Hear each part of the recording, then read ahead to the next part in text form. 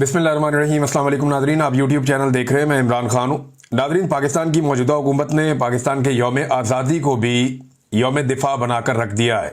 इससे पहले मैं आपको बताता हूँ, जब पाकिस्तान मनाया करता था यौम पाकिस्तान, जो 23 मार्च को होता है, 23 मार्च 1940 को करारदाद पाकिस्तान पेश की गई और ये दिन मनाया जाता था दो कौमी नज़रिया के तौर पर कि पाकिस्तान एक अलग नज़रिया पर बना है और पाकिस्तानियों को ये सोचने का मौका दिया जाता है इस दिन में, या पाकिस्तान के लिए ये सारे पाकिस्तानियों को इस दिन इस बात को याद रखना होता है कि हमने ये नया मुल्क बनाया क्यों था, इसके पीछे रीज़न क्या था और हमारा मकसद क्या है। ये इस दिन के लिए था और ये सोचने के लिए दिन था 23 मार्च 1940 की याद में। पहले उसको जो है वो परेडें शुरू हो गई, हेलीकॉप्टर जहाज़ और ये सारी चीज़ें शुरू हो गई और वो एक दिफाई दिन के तौर पर मनाया जाने लगा। यानी ऐसा लगता था कि यौम आज़ादी, क्योंकि वो 23 मार्च है ना, एक बाहर का मौसम होता है, तो उसके अंदर जो है वो परेडें शुरू हो गई और बाकी चीज़ें शुरू हो गई और एक ऐसा दिन जो गौर और फिक्र का दिन था कौम की, उस दिन कौम जो है वो अब परेडें देख रही थी। फिर उसके बाद जो है वो यौम दिफा पाकिस्तान जो है वो एक दिन है 6 सितंबर, जब पाकिस्तान और भारत के बीच में एक बहुत बड़ी लड़ाई हुई थी और भारत ने पाकिस्तान पे हमला किया था 1965 में, तो पाकिस्तान ने भारत को जवाब दिया था। और वो एक ऐसी लड़ाई है जिसमें पाकिस्तान ने एक बड़ी मुश्किल जंग भारत से लड़ी थी और पाकिस्तान को इसमें इस बात पे कामयाबी हासिल हुई थी कि भारत कामयाब नहीं हो सका था, क्योंकि पाकिस्तान की तरफ से अटैक नहीं किया गया था, तो हमने तो कोई इलाके लेने नहीं थे, लेकिन भारत ने लाहौर पे कब्जा करना था, सियालकोट पे कब्जा करना था और बहुत सारे इलाकों पे भारत वो करने में नाकाम रहा और पाकिस्तान ने अपना दिफा किया। तो यौम दिफा तो वो है। अब 14 अगस्त भी जो है वो, इसको देखें आप, तो वो भी यौम दिफा ही नजर आ रही है। यानी एक दिन बच गया था पाकिस्तानियों के पास, अब वो भी एक दिफाई दिन के तौर पे मनाया जा रहा है। ऐसे लगता है सारी की सारी हुकूमत जो है वो एक जंग के खब्त के अंदर मुब्तला है। भारत के साथ एक लड़ाई हुई पाकिस्तान की, उसमें भारत के तैयारे गिर गए। तब से लेकर अब तक यानी हमने 1 इंच जमीन भी फतह नहीं की, लेकिन भारत ने अपनी बेइज्जती इतनी ज्यादा करवा ली और उसके तैयारे पाकिस्तान की एयरफोर्स ने ऐसे गिराए जैसे सिटिंग डक्स होती हैं। तो भारतीय तैयारे गिरने के बाद से लेकर अब तक पूरी पाकिस्तान एक जंगी जुनून के अंदर मुब्तला किया हुआ है। भारत ने अभी भी पाकिस्तान के पानियों को रोका हुआ है, अभी भी कश्मीरियों के ऊपर मुजालिम कर रहा है। 1 इंच जमीन अभी तक हमने फतह नहीं की और ना हम अपना पानी अभी तक भारत से छुड़वा सके। लेकिन इसको एक अपॉर्चुनिटी के तौर पे लिया पाकिस्तान की मौजूदा रिजीम ने और 14 अगस्त के ऊपर जो सारे वो बांटे गए एजाज़ात, वो भी इसी तरह बांटे गए जैसे कि बंदरबांट हो रही है। और मार्का हक, ये यौम आज़ादी है, जश्न आज़ादी। अगर आप पाकिस्तान तहरीक इंसाफ पे तनकीद कर सकते हैं कि वो जश्न आज़ादी के मौके के ऊपर किस तरीके से पाकिस्तान तहरीक इंसाफ के झंडे उठा सकते हैं या एहतजाज कर सकते हैं, तो फिर यही आपके ऊपर तनकीद हो सकती है कि आप यौम आज़ादी को किस तरीके से यौम दिफा में तब्दील कर देते हैं। जितने लोगों को एहतजाज दिए गए उन्हें इस अंदाज में दिए गए कि जैसे ये सारे के सारे एहतजाज जो है वो लड़ाई लड़ने पर दिए जा रहे हैं और इसी एक लड़ाई के चंद दिनों को मद्देनजर रख के दिए गए हैं। नाज़रीन, जितने अखबारात में इश्तिहारात छपे हैं ना, या सड़कों के ऊपर हमने बड़े बड़े पोस्टर्स देखे हैं, उनमें कायदे आज़म अल्लामा इकबाल, फातिमा जनाब, लियाकत अली खान, ये सारे मिसिंग हैं। जिन लोगों ने पाकिस्तान बनाया और पाकिस्तान बनाने के लिए कोशिश की, वो सारे किरदार मिसिंग हैं। पाकिस्तान 14 अगस्त आज़ादी मना रहा है और जो इश्तिहारात सरकारी पैसों से छप रहे हैं, बड़े बड़े होर्डिंग्स लग रहे हैं, बड़े बड़े बोर्ड्स शहरों में लगाए जा रहे हैं, अखबारात में इश्तिहारात छपवाए जा रहे हैं, तो उनके अंदर कायदे आज़म भी मिसिंग है, अल्लामा इकबाल भी मिसिंग है, और कौन मिसिंग है, फातिमा जिन्ना भी मिसिंग है, और बाकी जितने भी बानियाने पाकिस्तान है, कायदे आज़म के जो साथी थे, वो सारे के सारे मिसिंग है। कोई उसके अंदर शामिल नहीं है और उनकी जगह पे शामिल किन्हें किया गया? बावर्दी अफसरान को। यानी यौम दिफा को पाकिस्तान के यूनिफॉर्म लोगों के लिए अखबारात में इश्तिहारात छपते थे, लेकिन वो जो निशाने हैदर थे, अब किसका छप रहा है? आर्मी चीफ का, एयर चीफ का, फिर कोई DGI ऐसे ही कहीं पे लगा देते हैं, कोई कहीं पे जो है वो लगा देते हैं नेवल चीफ का और chief of the joint staff का। ये चल रहा है नाज़रीन। यानी अखबारात के अंदर से पाकिस्तान बनाने वालों को निकालकर पाकिस्तान की मिलिट्री एस्टेब्लिशमेंट की जो क़यादत है उनके फोटो लगा दिए गए, और दूसरी तरफ मौजूदा दौर के सियासतदानों को, जिनको अवाम ने रद्द किया हुआ है, जिनकी लोग शक्ल नहीं देखना चाहते, उनकी शक्लें भी लगा दी गई है। एक अजीबोगरीब कॉम्बिनेशन नहीं है ये? आपने कभी एक चीज पे गौर किया है कि सियासतदानों के पास बहुत सारे ऐसे चेहरे हैं जिनकी शक्लें वो लगा सकते हैं? मिसाल के तौर पे सियासतदान चाहें तो कायद आज़म की फोटो लगा सकते हैं, वकला चाहें तो आसमा जहांगीर की फ़ोटो लगा सकते हैं और बहुत सारे वकला उनकी लगा सकते हैं। जजेस चाहें तो बड़े बड़े जज गुजरे हैं पाकिस्तान की तारीख में, उनकी तस्वीरें लगा सकते हैं। और इसी तरह अगर ये जर्नल चाहें तो किसकी तस्वीर लगाएंगे? अगर जर्नैल चाहें तो कोई रिटायर्ड जर्नैल ऐसा है जिसकी फ़ोटो लगा दे निकाल के अखबार के अंदर, जनाब ये बड़ा काबिल फ़ख्र है। मुशर्रफ की फ़ोटो लगा सकता है कोई, ज़ियाउल हक की फ़ोटो लगा सकता है कोई याया खान की फ़ोटो लगा सकता है, कोई अयूब खान की फ़ोटो लगा सकता है? नहीं लगा सकता। सिर्फ हाजिर ड्यूटी फौजी की ड्यूटी करती है ये कौम और ये निज़ाम, सिर्फ हाजिर ड्यूटी ऑफिसर की ड्यूटी करता है ये निज़ाम, और किसी की नहीं करता। आज जिन लोगों की फ़ोटोज़ लगी हुई है ना, जिस दिन ये लोग रिटायर हो गए, देखें कल तक जनरल बाजवा का तोती बोलता था इस मुल्क में, आज किसी एक अखबार में एक छोटा सा फोटो भी उसका नहीं है, क्लिप भी उसका नहीं है। जनरल बाजवा बिल्कुल ही फारग हो गया, कुछ भी नहीं। हालांकि जनरल बाजवा के दौर में भी 2 तैयारे पाकिस्तान ने गिराए थे भारत के, और तब भी भारत को एक शिकस्त दी थी। अब ज्यादा तैयारे गिरा दिए, लेकिन जनरल बाजवा सिरे से गायब है। और अदवार में भी पाकिस्तान ने बड़े कारनामे किए थे। अयूब खान के दौर में एक जंग जीती थी, लेकिन कभी आपको अयूब खान नजर नहीं आएगा। ऐसे आपको जो है वो मौजूदा फौजी की आदत नजर आएगी, क्योंकि मौजूदा एस्टेब्लिशमेंट का तोती बोलता है और सारा कुछ उनके कंट्रोल में होता है। बहरहाल एक यौम आज़ादी था, उसे भी इन नलायकों ने यौम दिफा में तब्दील कर दिया है। ऐसा लगता है पूरी कौम को एक जंग के खब्त में मुब्तला किया जा रहा है और पूरी कौम को एक जंगी और जनूनी किस्म की कौम बनाने की कोशिश हो रही है। भी नॉर्मल रहने दें चीज़ों को। आप कभी कौम को लगा देते हैं कि ये जहाद है, सारे इस तरफ चल पड़ो, अफगानिस्तान जाओ, जाके वहां पे लड़ो रशिया के साथ। फिर कहते हैं नहीं जी जितने लड़ने वाले थे सारे दहशतगर्द हैं, सारी कौम इनके साथ लड़े। फिर बाद में कहते हैं नहीं इनमें ये वाले गुड हैं, ये वाले बैड हैं, ये तालिबान अच्छे हैं, ये तालिबान बुरे हैं। कभी कहते हैं ये वाला ग्रुप अच्छा है, ये वाला ग्रुप बुरा है, और फिर बाद में उन्हीं को डिसोन कर देते हैं। एक वक्त था कि ऐसी तंजीमें जो कश्मीर में जाकर जहाद करती थी उन्हें सपोर्ट किया जाता था, आज उन्हें नजरबंद किया जाता है। मेरी समझ से बाहर है। पाकिस्तान की जो मिलिट्री एस्टेब्लिशमेंट है वो रियासत के ऊपर एक अजीबो गरीब पॉलिसी हर वक्त मुसल्लत करके रखती है, और आज एक जंगी खप्त में मुब्तला कर रहे हैं ना। थोड़े अरसे के बाद आप देखिएगा ये सारे कहेंगे कि हमें माशी फ्रंट पे लड़ना है, हमें हथियारों की लड़ाई नहीं लड़नी, हमें हथियारों की बजाय औजार पकड़ने हैं। थोड़ा अरसा बाद आप इनकी ये वाली बातें भी सुनेंगे, जब इन्हें पता चलेगा कि इकॉनमी के अंदर बेड़ा गर्क हो गया है। हालात इनके ये हैं कि जब इकॉनमी पाकिस्तान की तबाह हो रही है, पाकिस्तान की आधी आबादी गुर्बत की लकीर से नीचे चली गई है, लगभग आधी आबादी। बिजली, गैस, पेट्रोल और दवाइयां आवाम की कुव्वत खरीद से बाहर कर दी है इन्होंने। कई गुना कीमत बढ़ गई है चीजों की। गंदम और चीनी जैसे बड़े बड़े स्कैंडल्स सामने सर उठा के खड़े हुए हैं। क्रिकेट से लेकर अमन व अमान तक हर चीज तनजली का शिकार है, और ऐसे में ये तमगे बांट रहे हैं एक दूसरे को। और तमगे बांटने का क्राइटेरिया क्या है कि जिसकी शक्ल और जिसका काम पसंद है, यानी इक्का दुक्का लोगों को ठीक भी मिले। ऐसा नहीं है कि सबको ही बुरे मिले, इक्का दुक्का लोगों को मिले। मुझे खुशी भी हुई कि यार इन लोगों को मिलना चाहिए था, इन्होंने मेहनत की हुई है, काम किया हुआ। इक्का दुक्का लोगों को ठीक मिले हैं और बाकी सारी बंदरबाट हुई है। यानी अपनी काबीना को ही दे दिया पकड़ के, बिलावल को भी दे दिया। पिछली दफा जो है वो बिलावल की छोटी बहन ने वसूल किया था जुल्फिकार जी भुट्टो का। शहबाज शरीफ ने बड़ा एहसान किया कौम के ऊपर, जी मैं नहीं ले रहा, बाकी सारे ले लो। भैया आपने हुकूमत ले ली है जाली, एक जाली मेडल लेने से क्या फर्क पड़ना था? जाली हुकूमत लेने वाले आदमी को क्या फर्क पड़ता अगर एक जाली मेडल भी वो ले ले तो? जैसी हुकूमत जाली वैसे ही मेडल जाली। जितने टाउट्स हैं उनको बुला बुला कर उनको मेडल बनाए जा रहे, इक्का दुक्का को छोड़ के। पहले ये होता था कि इक्का दुक्का सफारशी शामिल कर दिए जाते थे, 1 2 3 लोग ऐसे ही बीच में ना डाल दिए जाते थे कि चले अपना बंदा इसको अकोमोडेट कर दें, एस्टेब्लिशमेंट का आदमी है, फलाना बंदा इसको अकोमोडेट कर दे। पहले ये होता था, लेकिन ज्यादातर अवार्ड जो है वो मेरिट के ऊपर मिलते थे और बाकायदा कमेटी फैसला करती थी, एक एक चीज को देखकर फैसला होता था।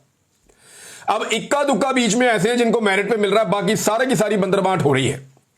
वो उमर फारूक जो है उसको दोबारा मिल गया मेडल, 5 महीने पहले उसको मेडल दिया था, 5 महीने के बाद सदारती मेडल दोबारा मिल गया। ये गड़ियां गुड़ियां इकट्ठी करता है, जेवर और चीजें इकट्ठी करने का शौकीन है, तो अब मेडल इकट्ठे करेगा ऐसे।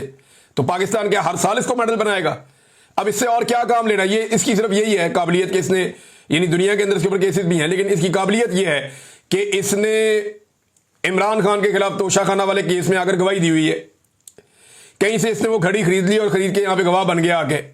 और जैसे एस्टेब्लिशमेंट ने ये प्लान किया था, वो मैं सारा प्लान आपको पहले माजी में बता चुका हूं। अब ये पाकिस्तान की जो रियासत है ना नादरीन, ये जान जान के जानबूझ कर पाकिस्तान की जो कौमी एजाज़ात हैं उनकी अहमियत को कम कर रही है, ये ऐसा लगता है। बेतौकीर किए जा रहे हैं ये एजाजात।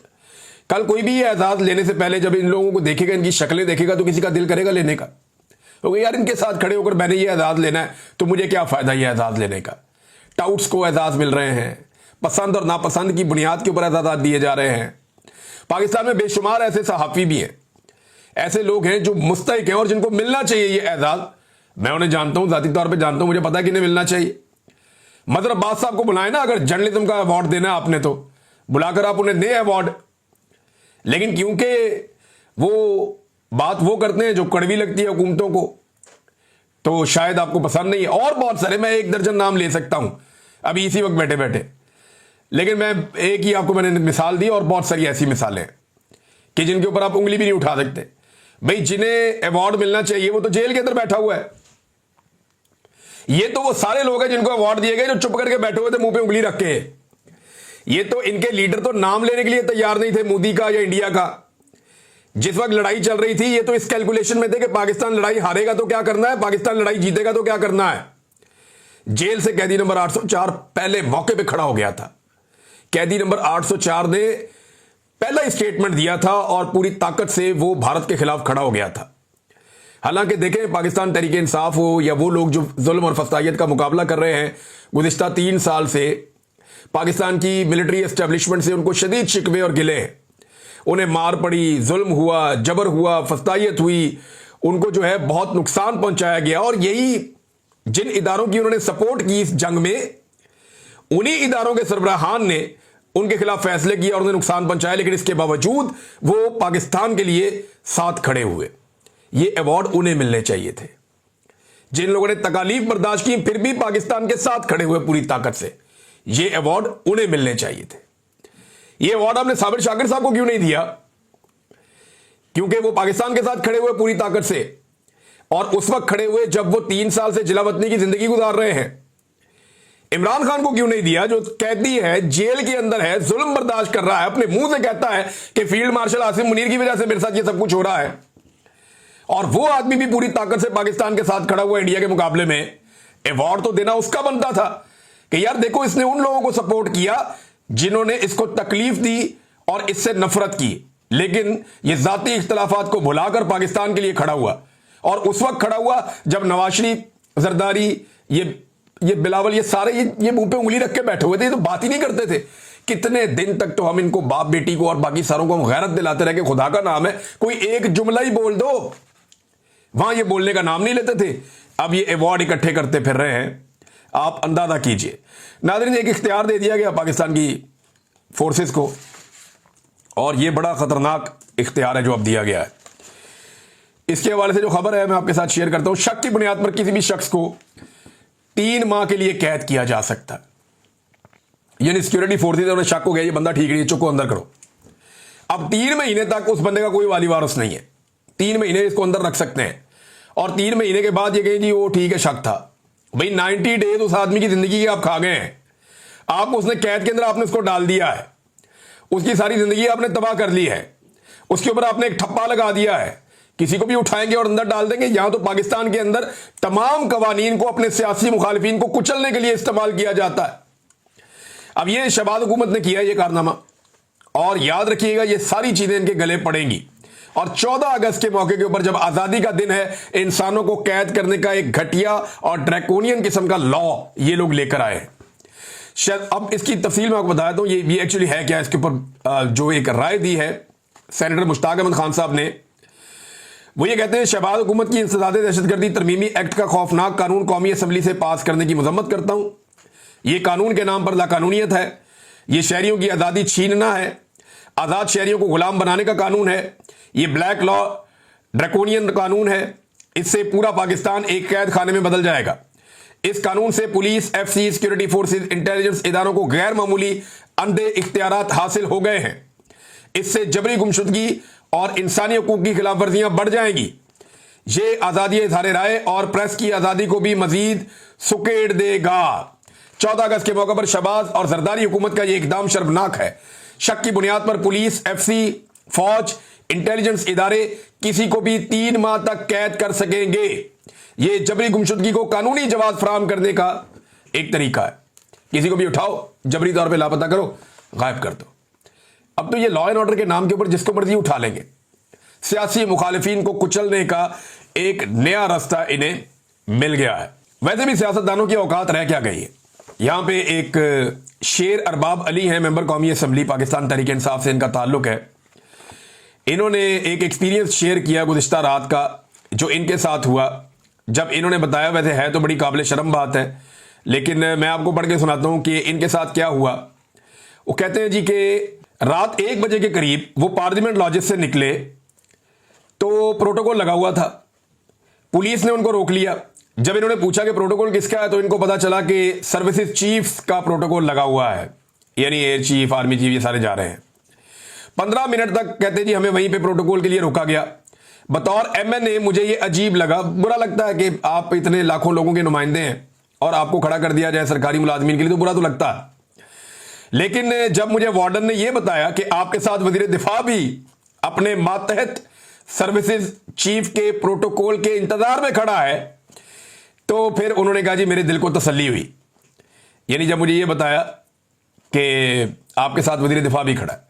अब ख्वाजा आसिफ साहब की गैरत पता नहीं कहां जाती है उस वक्त जब वो अपने मातहतों के प्रोटोकॉल के लिए सड़क के ऊपर खड़े हो जाते हैं और वहां पे रुल रहे होते हैं।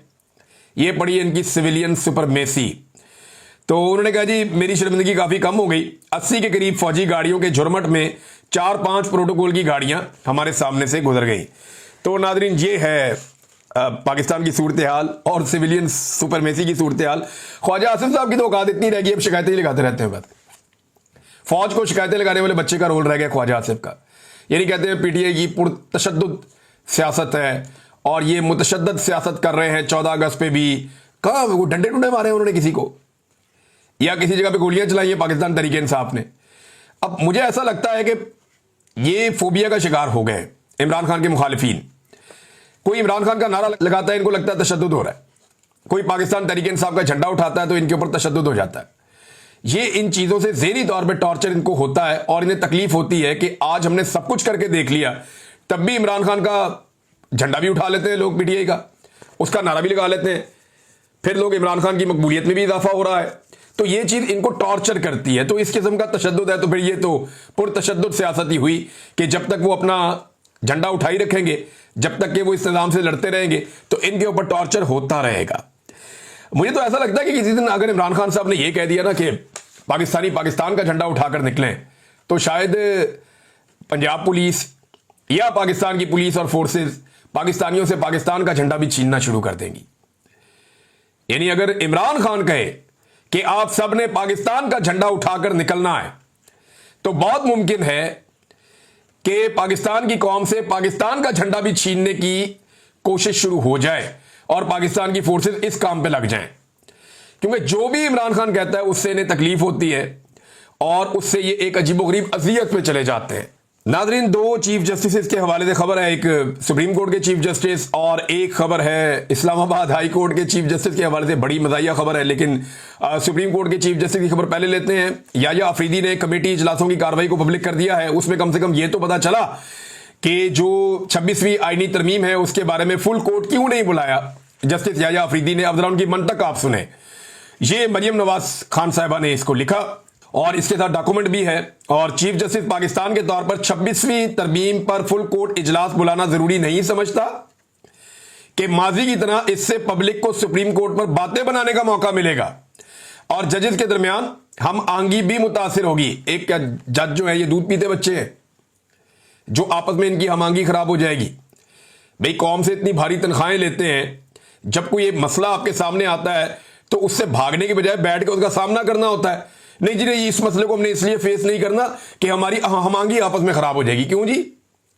ये तो वही बात होगी कि कबूतर जो है बिल्ली को देखकर आंखें बंद कर ले कि जनाब क्योंकि ये मसला जो है इससे हमारे आपस के ताल्लुकात खराब हो सकते हैं, लिहाजा ये कौमी मसला जो है इसको हमने देखना ही नहीं है। अंदाजा करें आप।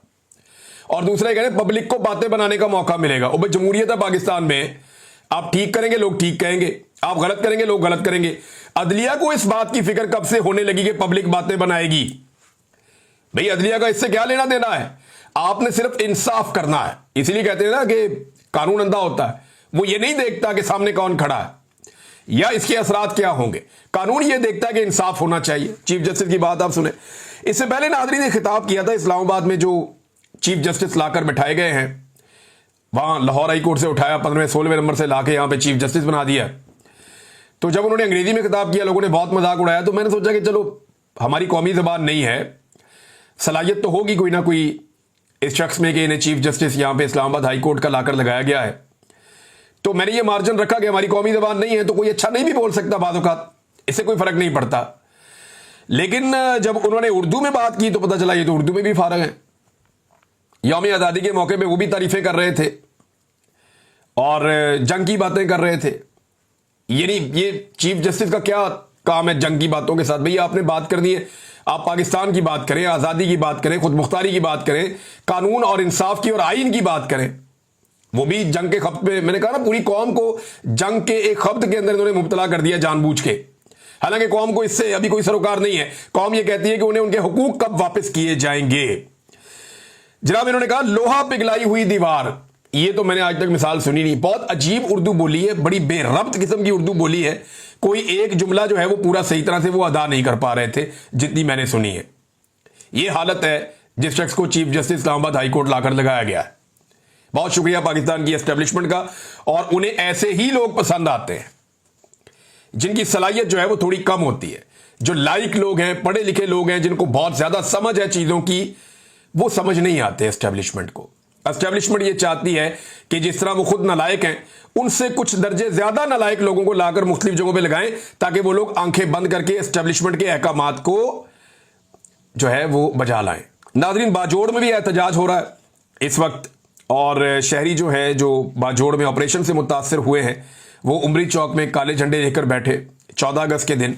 आरिफ अलवी साहब का एक पैगाम है, वो आपको सुनाता हूं इस वीलॉग के आखिर में, और फिर नेक्स्ट वीलॉग में आपसे बातचीत होगी। और क्योंकि अभी हम जाएंगे 8 बजे मैनचेस्टर में, सब इकट्ठे होंगे और एक विंसलो रोड है, वहाँ पे हम लोग यौम आज़ादी की तकरीब अपने दोस्तों के साथ हम इंशाल्लाह मनाएंगे 8 बजे विंसलो रोड पे। तो नाज़रीन, आरिफ अलवी साहब ने कहा अपने जो एक ट्वीट है उसके अंदर, उन्होंने कहा कि जश्न आज़ादी मुबारक मेरे प्यारे हमवतनों, कैदी नंबर 804 को भी ये दिन मुबारक हो। हमारा लीडर कायदे आज़म के बाद हमारा सबसे अजीम कायद आज भी दो कौमी नजरिए की जंग लड़ रहा है। ए वतन के बासियों, तुम पूछोगे ये कौन सी नई जंग है? सुनो, पाकिस्तान आज भी दो कौमों में तकसीम है। एक कौम है गासिबों की, लुटेरों की, इक्तदार पर कब्जा करने वालों की, झूठ, जुल्म और कत्ल करने वालों की, और दूसरी कौम है गरीबों की, मुफलिसों की, भूखों की, 9 मई के असीरों की, तंग दस्ती से तंग तारकीन वतन की, बेरोजगारों की, रोटी कपड़ा और छत से महरूम लोगों की। मेरे हमवतनों, हकीकी आज़ादी का ख्वाब सिर्फ इमरान खान पूरा करेगा। पुरअमन जद्दोजहद जारी रखो। अल्लाह की नुसरत मेरे नबी सल्लल्लाहु अलैहि वसल्लम के सदके हमारे साथ है। वो दिन दूर नहीं जब तुम सचमुच आज़ाद होगे। ये जनाब आरिफ अलवी साहब का ट्वीट है। आखिर में उन्होंने लिखा इमरान खान को रिहा करो। नाज़रीन, बहुत शुक्रिया आपका, अपना ख्याल रखिएगा, अपने चैनल का भी। अल्लाह हाफ़िज़।